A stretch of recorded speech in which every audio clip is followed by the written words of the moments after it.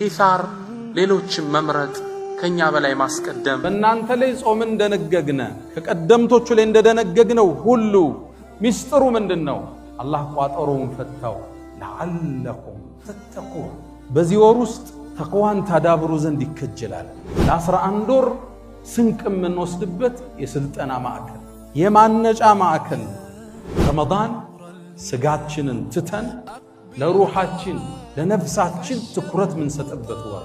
ስጋ የሚፈልገው መመገብ፣ መጠጣት፣ መብላት ነው። እሱን ትቀማውና መንፈሱ ላይ ትኩረት እንዲሰጥ ታደርገዋል።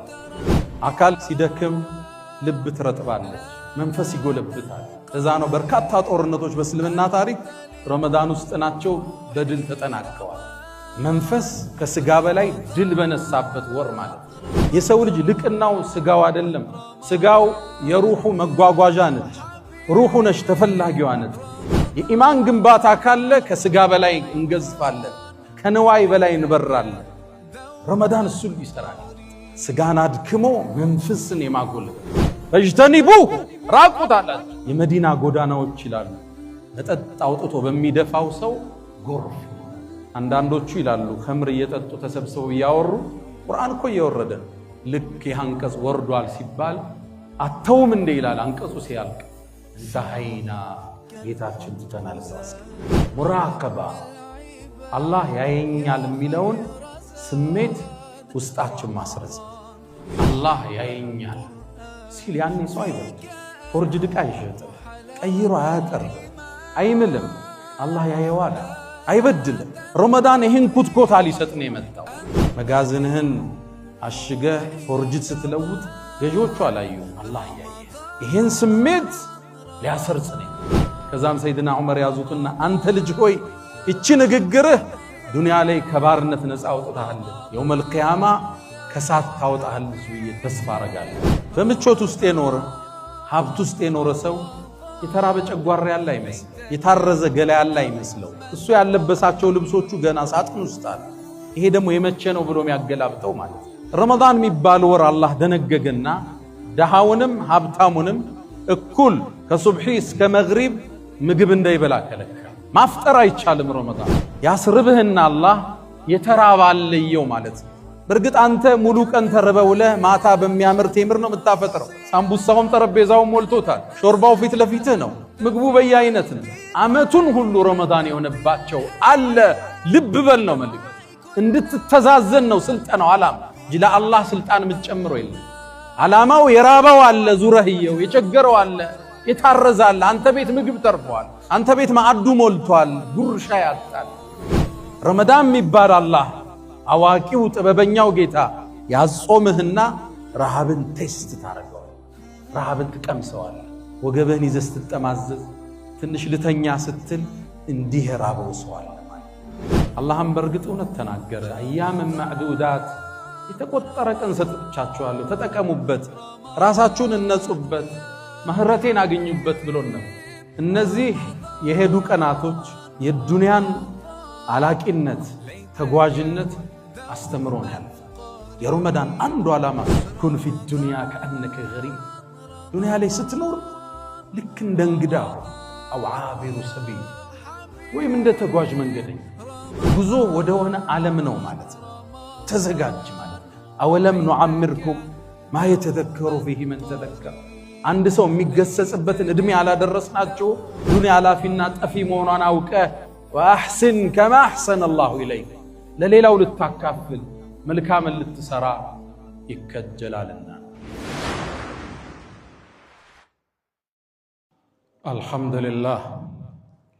አልሐምዱሊላህ አልሙተፈድል ዐላ ዒባዲሂ ቢመዋሲም አልኸይራት ወየፍተሑ ዐለይሂም አብዋብ አልረሕማት ወነሳኢም አልበረካት። አልሐምዱሊላህ ሙንዚል አልኪታብ ሙጅሪ አሰሓብ حمدا لك اللهم لما أسبغت من العطاء وكشفت من الغطاء وأكثرت من النعم وصرفت من النقم.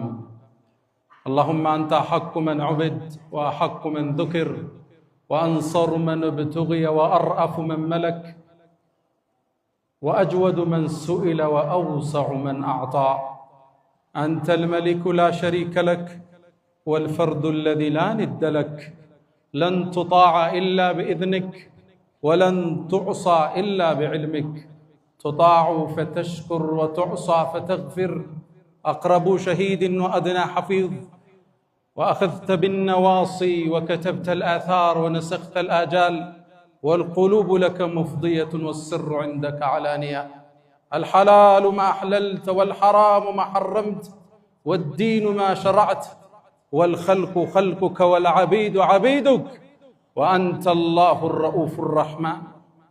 ناداك قلبي خاشعا ولساني يا عالما بالسر والإعلان.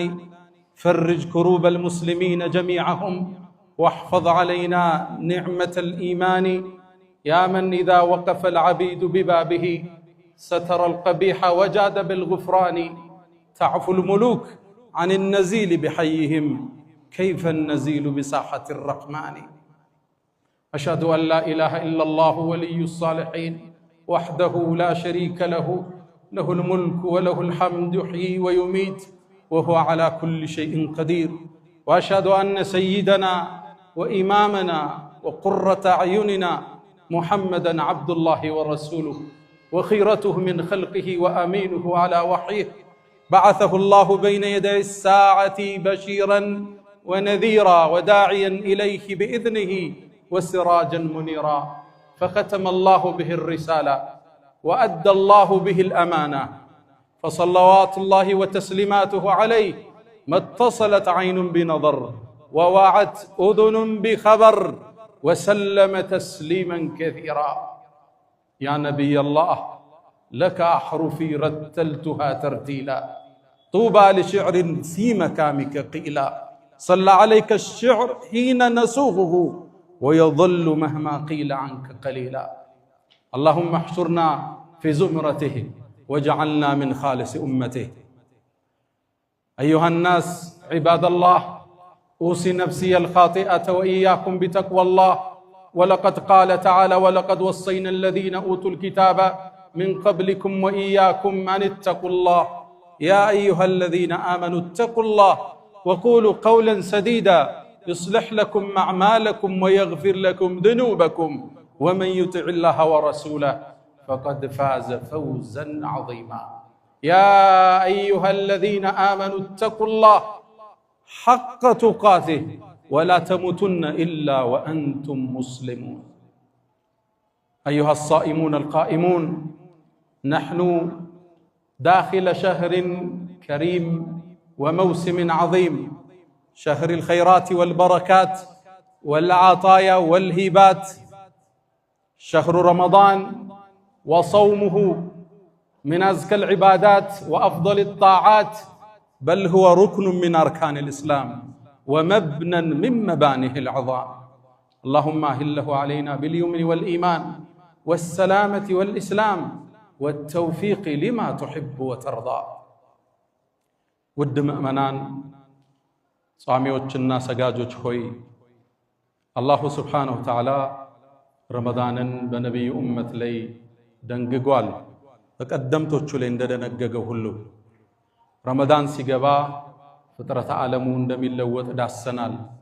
የጀነት በሮች ይከፈታሉ፣ የጀሃነም በሮች ይዘጋሉ፣ ሸይጣናት ይጠፈራሉ፣ መላእክት ከሰማይ ወደ ምድር ይወርዳሉ። ተነዘሉል መላኢከቱ ወሩሑ ፊሃ። መልታይ ዩኒቨርስ የምንለው ዓለም ግዙፍ የሆነ ለውጥ የሚያከስትበት ወር ረመዳን ይባላል። ወሩ ልዩ ነው፣ ደማቅ ነው። ከምድር በተሻለ መልኩ ሰማይ ላይ ግዙፍ ለውጦች የሚከሰቱበት ወር ረመዳን ይባላል። እሱ ወር ውስጥ አላህ ከቶናል፣ እንድንደርስ ያደረሰን የፈቀደ ጌታ የተመሰገነ ይሁን። አልሐምዱሊላህ ረቢል ዓለሚን። ነገር ግን ረመዳን አላህ ባሮቹ ላይ ደንግጎታል። ለምን ደነገገው? ሚስጥሩ ምንድነው? አላህ ከኛ ምን ይፈልጋል? ረመዳንስ እኛን ምን አስተምሮ አንጾ መሄድ ይፈልጋል? ጥያቄ ማንሳት የወግ ነው። አላህ ከባሮቹ የተብቃቃ ጌታ ነው። ወላሁ ገኒዩን ዐኒል ዓለሚን። ከፈጠረው ሁሉ የተበቃቃ ጌታ ምን ሰራው ስራ የሚጠቅመን እኛን ምን ተው የሚጎዳን እኛን ብቻ ነው። ኢን አሕሰንቱም መልካም ብትሰሩ አሕሰንቱም ሊአንፉሲኩም ለራሳችሁ ይለናል። ወይን አሳእቱም መጥፎ ብትሰሩ በራሳችሁ። መጾም ጥቅሙ ለባሪያው እንጂ ለአላህ አይደለም። አላህ አዋጅ አውጇል። ያ አዩሃ ናስ እናንተ የሰው ልጆች ሆይ አንቱሙል ፉቀራኡ ኢለላህ እናንተ ወደ አላህ ከጃይ ድሆች ናችሁ። ወላሁ ሁወል ገኒዩል ሐሚድ ምስጉኖ የተብቃቀው አላህ ከኛ ጾም እሱ አይፈልግም። ዒባዳችንም ይጨምርለት ወንጀላችንም ይቀንስበት ነገር የለም። ሐዲስ አልቁድስይ ላይ ለዛ ነው እናንተ ባሮች ሆይ እናንተ እኮ ሁላችሁም ሰዎችም ሆኖ አጋንንት በአጠቃላይ አላህን በጣም እንደሚፈራ አንድ ባሪያ አይነት ልብ ቢኖራችሁ ከስልጣን የምትጨምሩት የለም ይላል። እንዲሁም ሁላችሁ አላህን በጣም እንደሚያምጽ ሰው ልቦና ብትይዙ ከስልጣን የሚያጎለው የለም ይላል። ታዲያ መራባችን ሚስጥሩ ምንድን?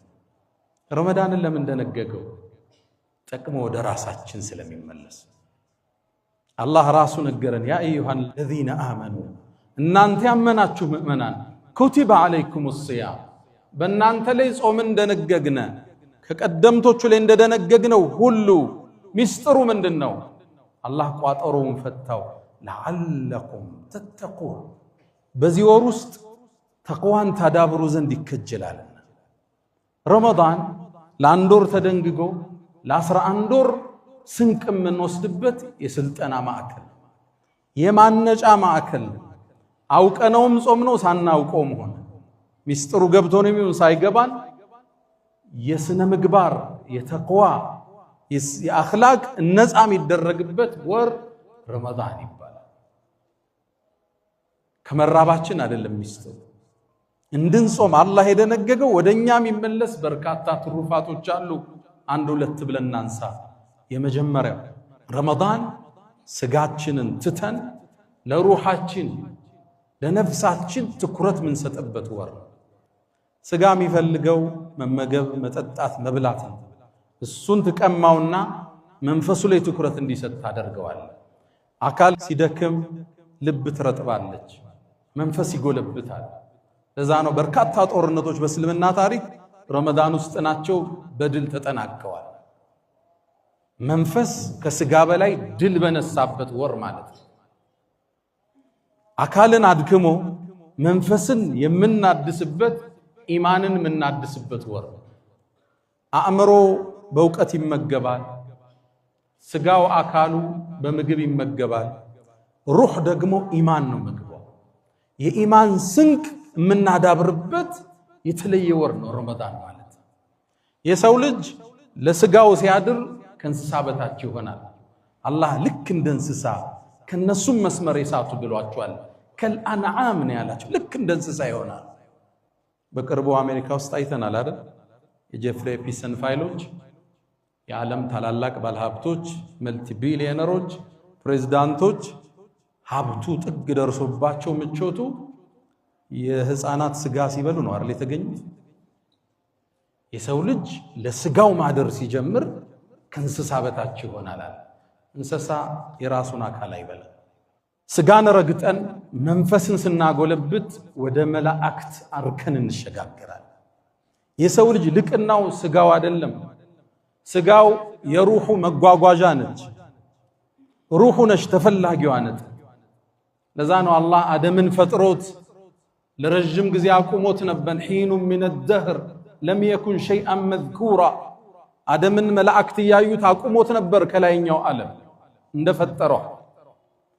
ግን እንዲሰገድለት ያዘዘ ሩህ ውስጡ ስትገባ ፈኢዛ ሰወይቱሁ ወነፈኽቱ ፊሂ ምን ሩሒ ፈቀዑ ለሁ ሳጅዲን ሰጋጆች ስትሆን ውደቁ አላቸው። የአደም ከፍታ አፈሩ ጭቃው አልነበረም፣ የተሸከማት ሩህ ነች። ቁም ነገሩ ሩሑን የማጽዳት ጉዞ ነው። ትግሉ ሁሉ ቁርአኑ፣ ጾሙ፣ ተሐጁዱ፣ ተራዊህ ሩህን የማነጽ በኢማን የመገንባት ጉዞ። ኢማን ካልተገነባ ትእዛዛት ይከብዱናል። ኢማን ሲቀንስ ለንዋይ እንጋደላለን። በመጅሊስ ወንበር እንጣላለን፣ በመስጂድ ኮሚቴ እንጋጫለን፣ ንግድ ላይ እንካካዳለን፣ ትዳር ላይ እንገፋፋለን፣ ውርስ ላይ እንበዳደላለን። ኢማን ሲደክም ማለት ነው። የኢማን ግንባታ ካለ ከስጋ በላይ እንገዝፋለን፣ ከንዋይ በላይ እንበራለን። ረመዳን እሱን ሊሰራን ይመጣ ስጋን አድክሞ መንፈስን የማጎልበት ሰሃቦቹ ገና የኢማን ጅማሮ ላይ ነብዩ አለይሂ ሰላቱ ወሰላም ዳዕዋውን እንደጀመሩ አንድ ጦርነት አደረጉ። ሙስሊሙ በድል ጦርነቱን አጠናቀቀ። ሲያጠናቅቅ ምርኮን ሰበሰቡ፣ በርካታ ምርኮ። ያኔ ሰሃቦቹ ኢኮኖሚካሊ ደካማ ነበሩ። ምርኮውን በመከፋፈል ላይ ግጭት ውስጥ ገቡ። ገና የመጀመሪያ የኢማን ተርቢያ ላይ ነበሩ። ኩትኮት አነጻ ላይ ተጋጩ። እንዲህ ነው የሚገባን፣ እንዲህ ነው የሚገባን። ሰሃባ ትውልድ አላህ ቁርአን አወረደና ሱረቱል አንፋል ይለዋል። የምርኮው ምዕራፍ ማለት ነው። ስለ ምርኮ አከፋፈል አይደለም አላህ ያወራው። መጀመሪያ ሰሃቦችን ወደ ኢማን መለሳቸው። የስአሉነከ ዐኒል አንፋል፣ ስለ ምርኮ መከፋፈል ይጠይቁሃል። ቁሊል አንፋሉ ሊላሂ ወረሱል፣ ለአላህና ለመልእክተኛው ነው በላቸው። ፈተቁላህ፣ አላህን ፍሩ እንጂ። ወአስሊሑ ዛተ በይኒኩም፣ መሃላችሁ ያለን ወንድምነት አስተካክሉ እንጂ አላቸው። ኢን ኩንቱም ሙእሚኒን፣ ምእመናን ከሆናችሁ በአላህ በመጪው ቀን በመልእክተኛው ካመናችሁ መሃላችሁ ያለን ግንኙነት አስተካክሉ። ከዛ አላህ ስለ ምርኮ አላወራም። 5 ገጽ ሱረቱል አንፋል ግለጹ አከታትሎ ሄደ። ስለ ተቅዋ፣ ስለ ኢማን፣ ስለ ዋለላቸው ውለታ ሲጠቅስ ቆይቶ 5ኛውን ገጽ ስትገልጹት ስለ ምርኮ ክፍፍል ያኔ ይጀምራል። ለአላህ እንደ 5ኛውን እያለ ክፍፍሉን አላህ ይመጣል። ዑለማዎቹ ምን ይላሉ? አላህ ቀድሞ ስለ ክፍፍሉ ቢናገር ተግባራዊ ላይ ሆን ይችል ነበር። ኢማን አልጠነከረም። ኢማንን አላህ ገነባና ትእዛዝ ሲያወርድ ትእዛዝን መቀበል የሚችል ጫንቃ ገንብተው ነበር፣ ትከሻ ዳብረው ነበር። ረመዳን ዓላማው ኢማንን ማጠንከር ነው። ስጋን አድክሞ ኢማንን ማጠንከር፣ ያኔ ትእዛዛትን መሸከም የሚችል ጉልበት ይኖራል። ኸምር ታውቃላችሁ፣ መጠጥ እኮ ባንዴ ያልተከለከለ በሂደት ነው የተከለከለው። የሰሃባን ኢማን አንጾ ነው መጨረሻ ላይ ኸምር ማለት ቁማር ማለት ርጅሱ ሚን አመል ሸይጣን ሲላቸው አውጥተው የደፉት። መጀመሪያ አልተቀበሉ።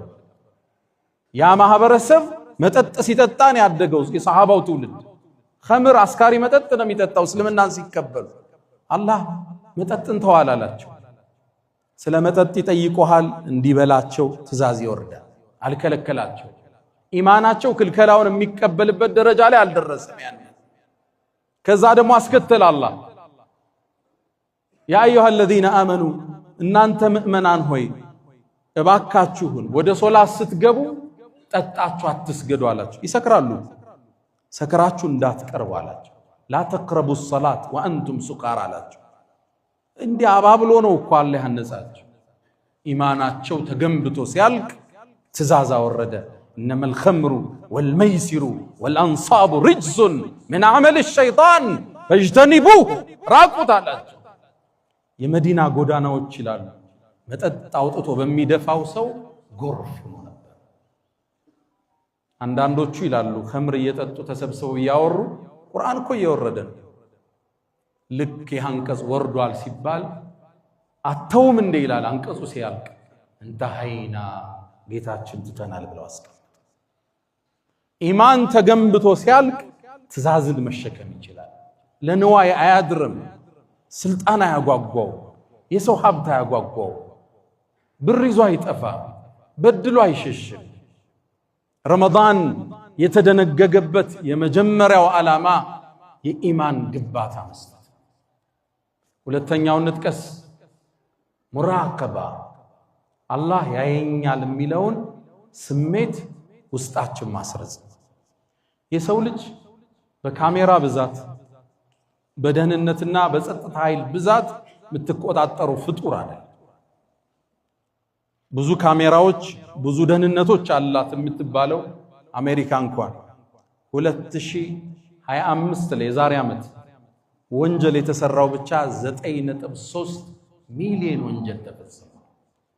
ያ ሁሉ ካሜራ፣ ያ ሁሉ ደህንነት፣ ያ ሁሉ ፖሊስ እያለ ከነዚህ ውስጥ አብዛኛውን ዘረፋና ቡቸራ። የሰው ልጅ ራሱ ውስጥ ካሜራ ካልገጠመ በምንም ልታቆሟቸው አላህ ያየኛል ሲል ያኔ ሰው አይበድም። ፎርጅድ ዕቃ አይሸጥም፣ ቀይሮ አያቀርብም፣ አይምልም። አላህ ያየዋል፣ አይበድልም።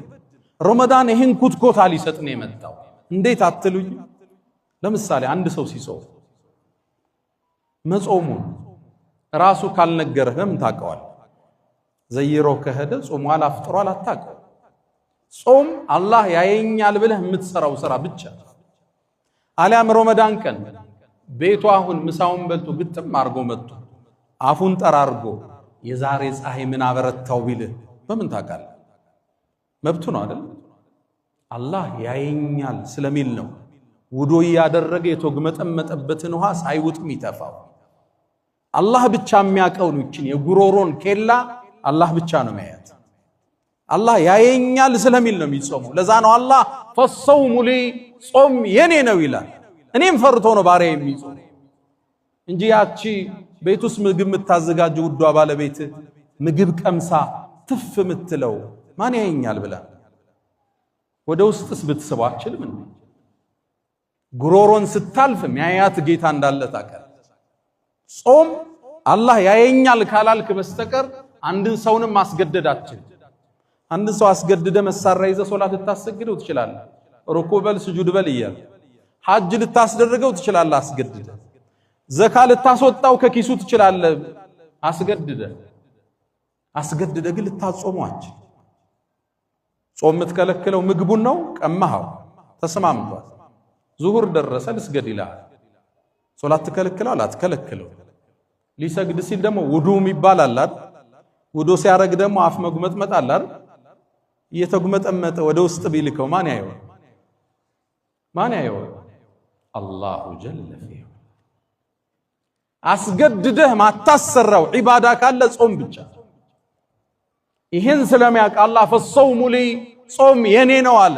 ሶላትም የሱ እኮ ዘካም ለአላህ ነው። ለጾም ግን የተለየ ቦታ ሰጠው። አላህ ያየኛል ብለህ የምትሰራው ስራ። ይህን ሳናቀው ውስጣችን ላይ አላህ ያየናል የሚለውን ስሜት አላህ ዚሮ መዳን ላይ ይክበዋል፣ ይሰራዋል፣ ይገነባዋል። አንድ ሰው ለውጥ እንዲያመጣ በስነ ለውጥ ሳይንስ ውስጥ አንድን ነገር 21 ጊዜ ማድረግ ነው። አላህ ግን 7-9 ቀን ጨምሮበት 30 ቀን 29 ቀን ይሄን ተርቢያ ይሰጣል፣ ጠንቃቃ እንድትሆን። ከዛ በኋላ ሱቅ ላይ ስትቀመጥ ገዢው ባያይ አላህ እንደሚያይ አቀል ምትችል። ፎርጅድ ዕቃ ስትገለብጥ ሰውየው አላየህም፣ ቤቱን ዘግተህ ግን ስትሰራ አላህ አይተዋል። ይህን ስሜት ነው ረመዳን የሚያሰርጽ። ይሄ ተርቢያ ያሳለፉ ሰሃቦቹ አንዴ አንዷን ወጣት አንዱ ኮረዳ ባበላት። ጨለማ ላይ ነበሩ። ውብና ቆንጆ ነች። በዝሙት ፈለጋት።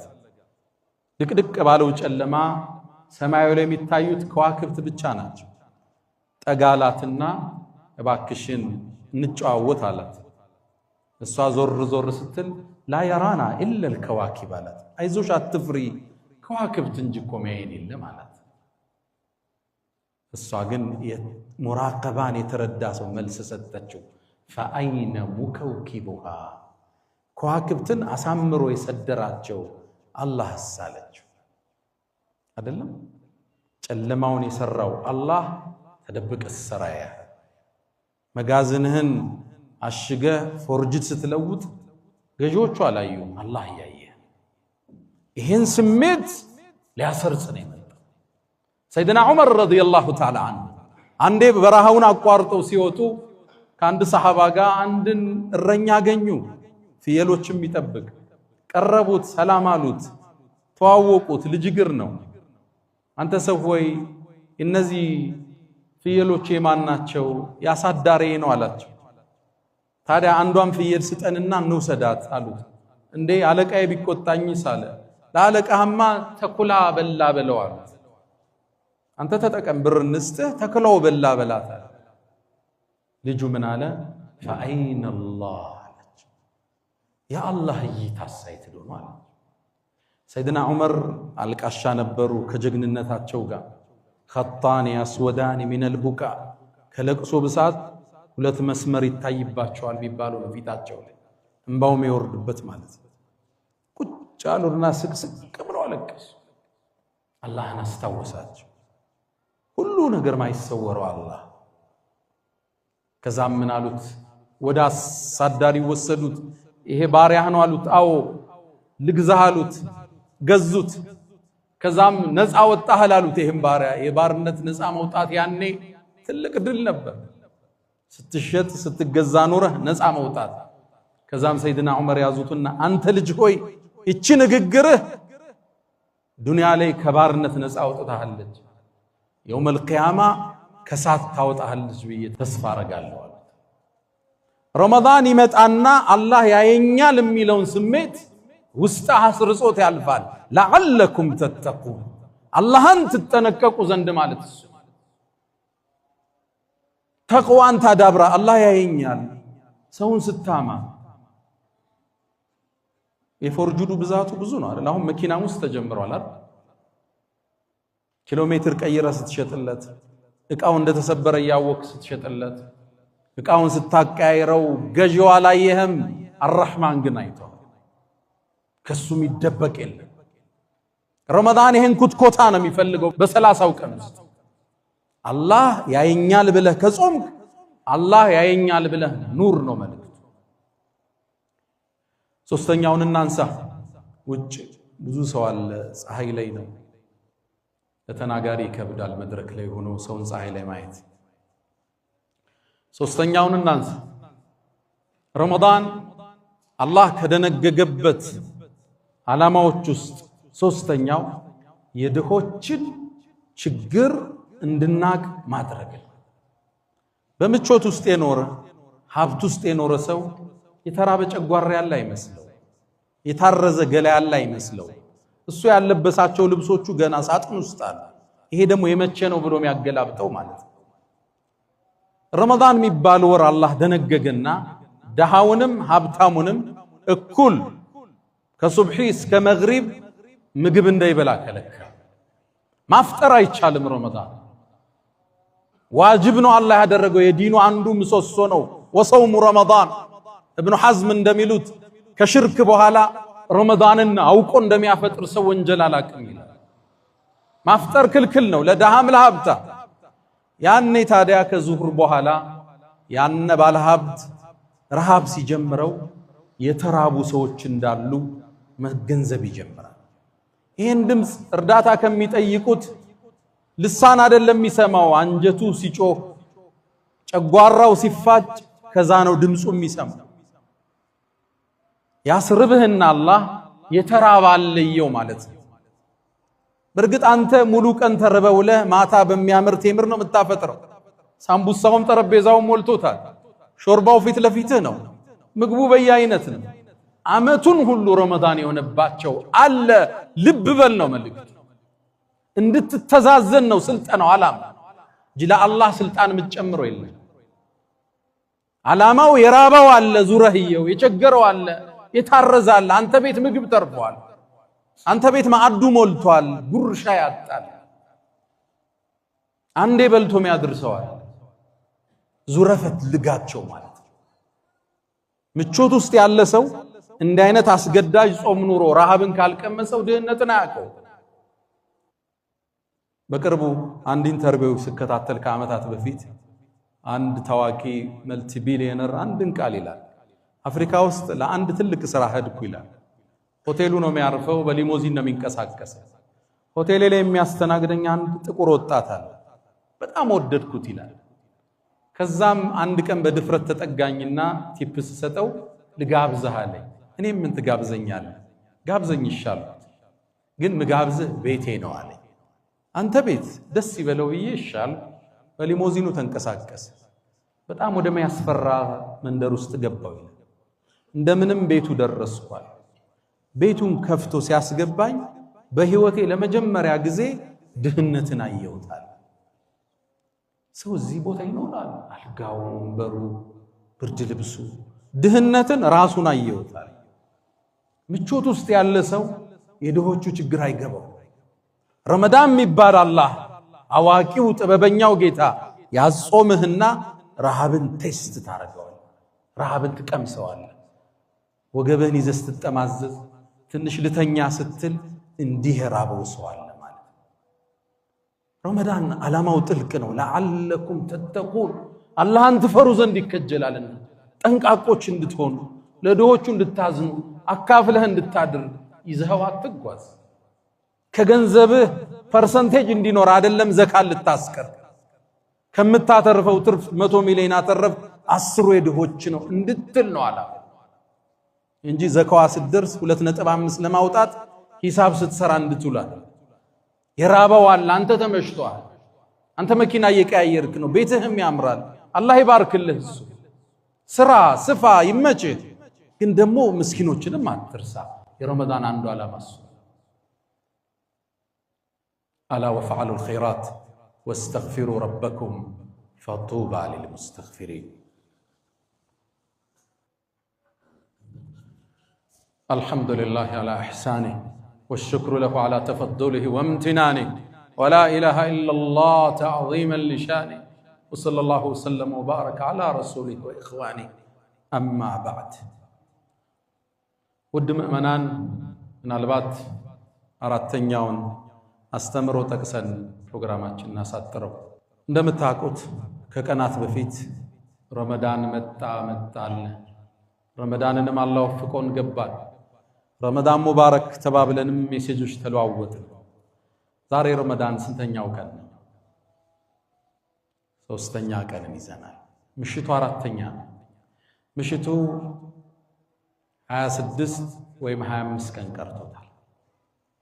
ቀናቶቹ እየተጓዙ አላህም በእርግጥ እውነት ተናገረ። አያምን ማዕዱዳት የተቆጠረ ቀን ሰጥቻችኋለሁ፣ ተጠቀሙበት፣ ራሳችሁን እነጹበት፣ ምህረቴን አገኙበት ብሎን ነበር።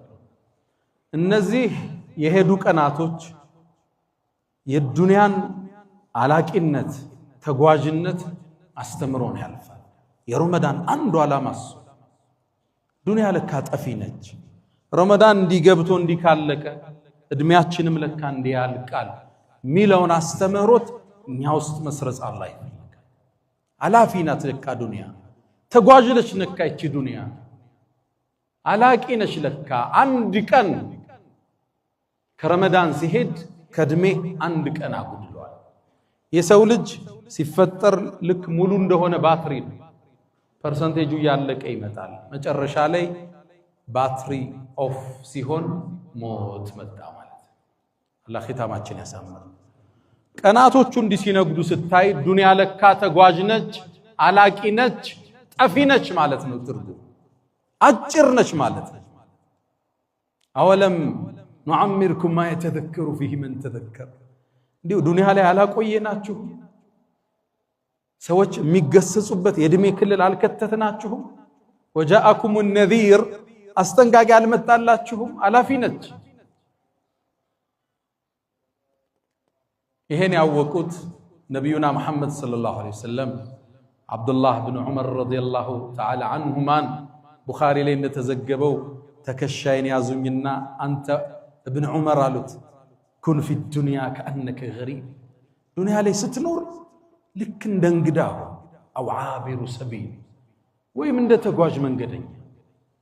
ብዙ እርግጥ አታርጋት። ስራ ድከም። ዘካን ግዴታ ያደረገ ሃይማኖት ነው ያለ። ይህም መስጂድ የሰሩልን ወንድሞች እኮ ስለሰሩ አላህ ይቀበላቸው። ስራ ድከም። እስልምና የሐጅ ዲን ነው፣ የዘካ ዲን ነው። መስጂድ የምትሰራበት ነው፣ ድሃ የምትረዳበት ነው። ልፋ። በሚሊየንም እንዳትቆም፣ በቢሊየንም እንዳትቆም፣ በቢሊየን ዶላር ግን ደግሞ አኺራን አትርሳ። ዱንያ አላቂ እንደሆነች ሁሌ ይሰማ። ጥላት እንደምትሄድም አስተውል ሁሌ። የረመዳን ቀናቶች መናድ የዱንያ ቀናቶችም መናድ መስታወቶች ናቸው። ይሄን ነው ረመዳን መጥቶ የሚያስተምር። ወር ገብቶ ወር ከወጣ አንተም ገብተህ ከዱንያ ትወጣለህ። መልእክቱስ እያንዳንዱ ቀን ከእድሜህ እያጎደለ ይሄዳል። ሐሰኑል በስሪ አንተ የአደም ልጅ ሆይ አንተ እኮ የቀናት ጥርቅም ነህ። አንድ ቀን ሲሄድ ከእድሜህ ከአካልህ አንድ ፓርቱ እየጎደለ። በተለይ ደግሞ ሰው 40 ዓመት 60 ዓመት ከደረሰ በኋላ ልብ ካላለ ምን ትርጉም አለ? ሰው 40 ዓመት ካለፋችሁ በኋላ ታቁታላችሁ። እንቅልፉ እንደ ድሮ አይደለም። ምኝታችሁ ማይስማማችሁ ነገር አለ። ምግብን መምረጥ ትጀምራላችሁ። ጓጉቶ ከመብላት መምረጥና መተውን እያስቀደምክ ትመጣለህ። ጥርስህም ደግሞ ያረጅና ቀይረኝ ይላል፣ ትመላለሳለህ። በሽታ አልፎ አልፎ ይጎበኛል። የለቀከው ነው ማለት ነችን አለ። እቃዎች ኤክስፓየርድ እያደረጉ ነው። ጉዞ ወደሆነ ዓለም ነው ማለት ነው። ተዘጋጅ ማለት ነው። አወለም ኑዓምርኩም ማ የተዘከሩ ፊህ መን ተዘከር። አንድ ሰው የሚገሰጽበትን እድሜ አላደረስናችሁ? ይሄ እድሜ ስንት ነው? 40 ዓመት ነው ያሉ ሙፈሲሮች አሉ፣ 60 ዓመት ነው ያሉ። ሰው ከ40 ከ50 በኋላ ልብ ካላለ ምን ዋጋ አለ? ይሰራል፣ ይደክማል፣ ግን ደግሞ አኺራውን አይረሳም። ረመዳን በፍጥነት መጠናቀቅ የእድሜህን የፍጥነት መጠናቀቅ ማሳያ መስታወት። ሙእሚን ሲኖር አኺራውን አይረሳም፣ ዱንያውንም አጥብቆ ይይዛል። የረመዳን አስተምሮት ሰፊና ጥልቅ ነው። ማህተሙና ማዕረጉ ግን ለዓለኩም ተተቁን አላህን ትፈሩ ዘንድ ይከጀላል። ኢማናችሁን ልታበረቱ፣ አላህ ያየኛል የሚለውን ስሜት ውስጣችሁ ልታዳብሩ፣ የተራበ እንዳላቀ ልታካፍል፣ ዱንያ ላፊና ጠፊ መሆኗን አውቀ ወአሕስን ከማ አሕሰነ አላሁ ኢለይክ ለሌላው ልታካፍል፣ መልካምን ልትሰራ ይከጀላልና።